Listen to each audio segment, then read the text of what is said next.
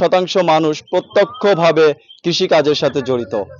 বিশেষ করে যে চাষিরা আছে তারা কিন্তু বিভিন্ন পশু পালন করে থাকে। ঠিক তেমনই কিন্তু গোপালগঞ্জের সদর থানাধীন খেলনা গ্রামের একজন প্রান্তিক চাষি, তিনিও গরু পালন করে বেশ স্বাবলম্বী হয়ে উঠছিলেন। কিন্তু গতকাল রাত 1:30টার সময় এক আকস্মিক চুরির ঘটনা ঘটে, যার কারণে প্রায় তিনি নিঃস্ব হয়ে পড়েছেন। প্রায় 10টি গরু তার গোয়াল ঘর থেকে চুরি করে নিয়ে যায় দুর্বৃত্তরা। তো চলুন সেই প্রান্তিক চাষির সঙ্গে কথা বলে আসি। এই চুরি নিয়ে তার এই মুহূর্তের আর্তনাদের কাহিনী আমরা জেনে আসি। রাত আমি 11টার সময় মলন মিলে বাড়ি আসছি। কিষান বাজারে খাওয়াই দাওয়াইয়ে ঘুম পড়ছি 12টার দিকে।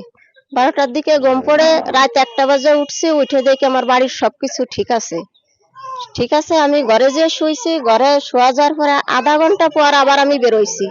বেরোনোর পরে আমার সবকিছুই ঠিক ছিল। তারপরে আবার আমি ঘরে যেয়ে ঢুকছি। ঢুকার পরে ঘুম পড়ি নেই, এমনি জাগ্ন ছিলাম, কিন্তু কোনো আফাস উফাস পাই নাই। পর মুহূর্তে একটা গরু ডাক দিয়েছে, যে ডাক দিল কিসের জন্য গরু। আমি বাইরইছি, দ্রুত বাইরে দেখি কি যে আমার গোয়ালির দরজা খোলা আর গেট খোলা, বাড়ির গেট খোলা।